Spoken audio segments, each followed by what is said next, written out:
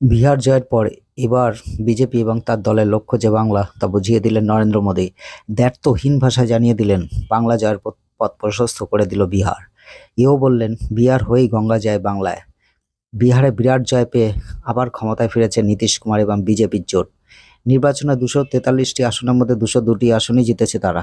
ধরাশায়ী হয়েছে লালু যাদব, তেজস্বী যাদবের দল আরজেডি এবং কংগ্রেসের জোট। ভোটের ফলাফল স্পষ্ট হয়ে যাওয়ার পরেই শুক্রবার সন্ধ্যায় দিল্লিতে বিজেপি সদর দপ্তরে বিজয় উৎসবের কর্মসূচিতে ভাষণ দেন মোদী। ভাষণে বিহারের জঙ্গলরাজ নিয়েও তো আরজেডি এবং কংগ্রেসকে আক্রমণ তো করেইছেন মোদী, কথায় কথায় বাংলার প্রসঙ্গ টেনে এনেছেন। টেনে মোদী বলেন বিহারের মতো বাংলা থেকেও জঙ্গলরাজ উপড়ে ফেলা হবে। নমস্কার, আপনারা দেখছেন যে নিউজ বাংলা। সকলকে প্রণাম ও ভালোবাসা দিয়ে শুরু করছি আজকের প্রতিবেদন শুরু করার আগে সকলকে বলবো চ্যানেলটিকে অবশ্যই সাবস্ক্রাইব করে আমার পাশে থাকবেন। মোদীর এই মন্তব্যের জবাবও দিয়েছে তৃণমূল। কুণাল বলেন বাংলায় জঙ্গলরাজ নেই, জঙ্গলরাজ ছিল বাম জামানায়। নরেন্দ্র মোদী রাজনৈতিক উদ্দেশ্য প্রণোদিত কথা বলেছেন, কিন্তু তার সরকারের রিপোর্ট দেখিয়ে দেয় বাংলা নিরাপত্তম। কাশ্মীর থেকে দিল্লি একের পর এক ব্লাস্ট দেখিয়ে দেয় বাংলাদেশের মধ্যে নিরাপত্তম।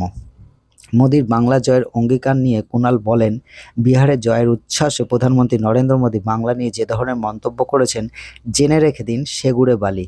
বিজেপি বাংলা জয় করবে, এটার মানে হচ্ছে কুজোরও ইচ্ছা হয় চিত হয়ে শোয়ার, আর গামছারও ইচ্ছা হয় ধোপার বাড়ি যাওয়ার। বিহারে জয়ের পর মোদীর নিশানায় যতটা না আরজেডি ছিল, তার চেয়ে অনেক বেশি ছিল কংগ্রেস। মোদীর মন্তব্য, জঙ্গলরাজ নিয়ে কিছু কথা বললে আরজেডির চেয়ে কংগ্রেসের বেশি গায়ে লাগতো। তার সংযোজন, একসময় বিহারে ভোট কেন্দ্রে প্রকাশ্যে হিংসা হতো, আগে বহু জায়গায় পুনর্নির্বাচন হতো, আগে বিহারে মাওবাদীরা ছিল, নকশাল এলাকায় 3টের পর আর ভোট করা যেত না, কিন্তু জঙ্গলরাজ সরতেই বিহার স্বাভাবিক হয়েছে।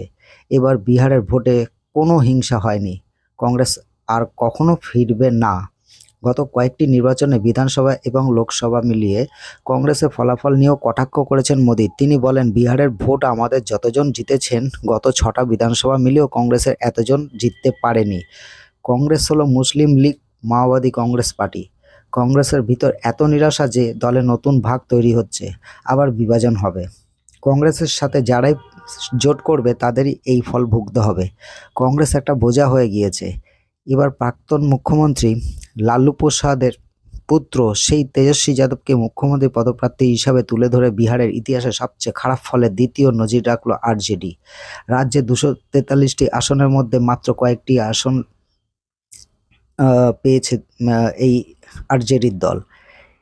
এর আগে 2010 সালের বিধানসভা ভোটে 22টি আসনে জিতেছিল লালুর দল। তারপরে এবারই তারা সবচেয়ে কম আসন পেল। সেই সঙ্গে প্রশ্ন উঠল তেজস্বী রাজনৈতিক ভবিষ্যৎ নিয়েও। যদিও কড়া প্রতিদ্বন্দ্বিতার পর শেষ পর্যন্ত নিজের আসন রাঘোপুর ধরে রেখেছেন লালুর পুত্র।